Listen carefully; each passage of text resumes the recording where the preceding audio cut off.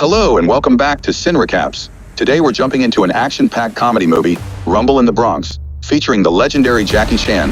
Heads up, spoilers are coming your way. The movie kicks off at John F. Kennedy International Airport, where Uncle Bill waits excitedly to welcome his nephew, Keung, who just landed from China.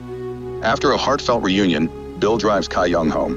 As they cruise through a posh Manhattan neighborhood, Keung wonders if his uncle's shop is nearby. Bill chuckles, explaining that owning a store in Manhattan is a far-off dream. In reality, his shop sits in the less flashy Bronx, but it's the best he can manage for now. At Bill's well-equipped apartment, complete with workout gear his father adores, Keung spots Marsh practicing his art in one corner.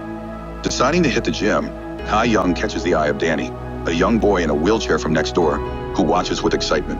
When it's time for school, Keung helps Danny board the bus and gives him a video game before heading to the store with Uncle Bill.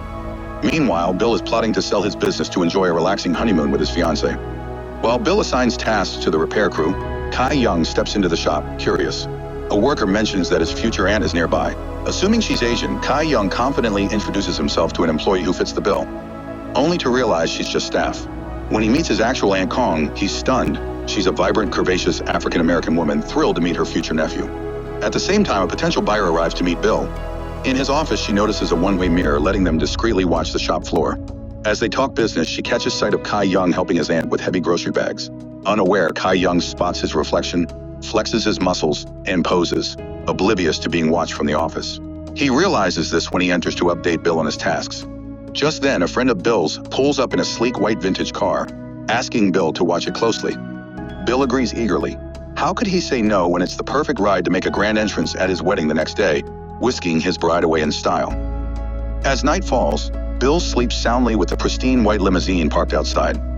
Everything's set for the big day, but then two motorcycle gangs roll into the neighborhood, staging a race to see who's fastest.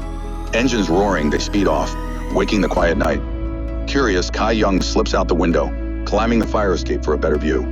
He watches as the racers zip down the street, then loop back, this time speeding across the tops of parked cars along the curb.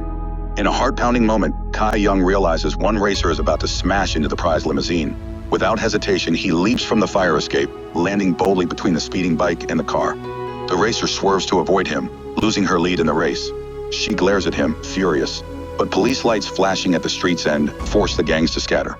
Left alone, Keung returns home, calling his sleeping uncle, who's clueless about the chaos that just unfolded. The wedding day arrives, buzzing with energy as recent store customers join the celebration. Keung chats with a woman, congratulating her on a recent purchase and offering to assist her the following week while his uncle and aunt are on their honeymoon. To his surprise, she agrees instantly.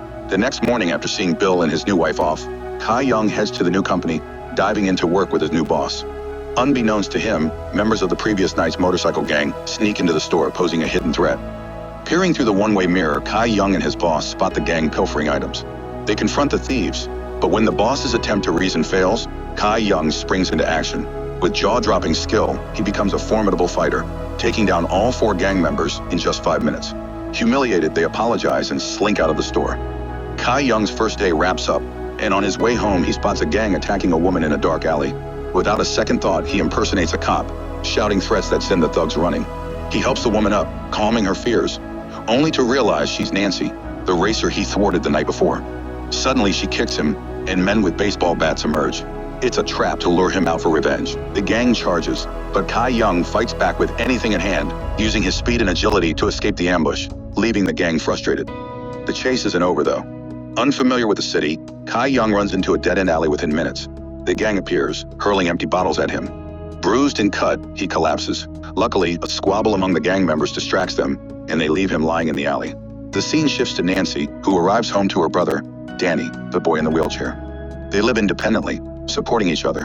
When Nancy asks about his new video game, Danny beams, saying it's from Keung, their neighbor's grandson. Heading downstairs, Nancy freezes. She sees Keung, battered and unconscious, the man she and her gang left in the alley. Learning from Danny that he's their kind neighbor's grandson, guilt hits her. She brings him inside, tending to him. When Keung wakes, Danny explains that Nancy cared for him all night and made breakfast before leaving. After eating, Keung heads to work, but the gang on bikes chases him again. He darts into a multi-story parking garage, hiding in a truck on the rooftop. The gang spots him, trying to push the truck off the edge. At the last second, Keung leaps out, grabbing the roof and continuing his daring escape.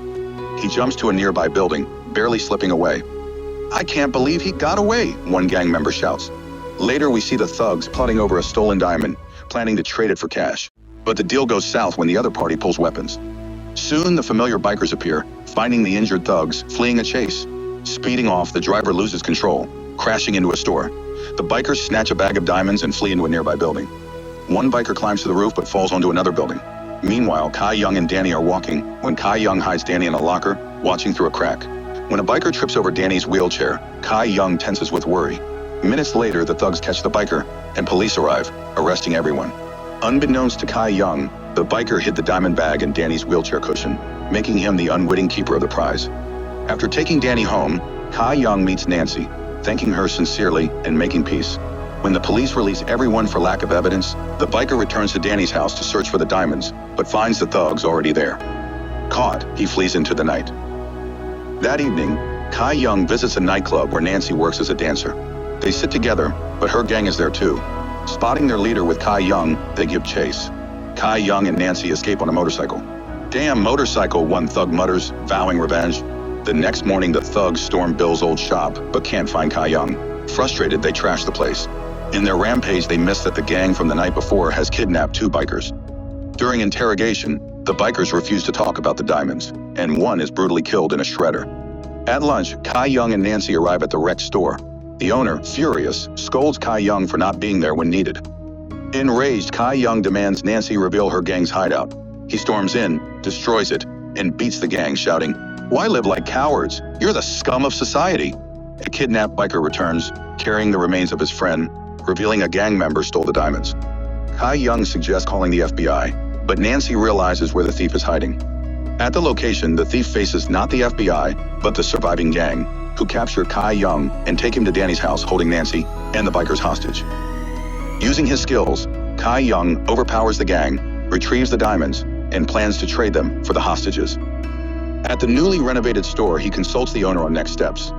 Unaware, gang members downstairs wrap cables around the building, ready to collapse it with a truck.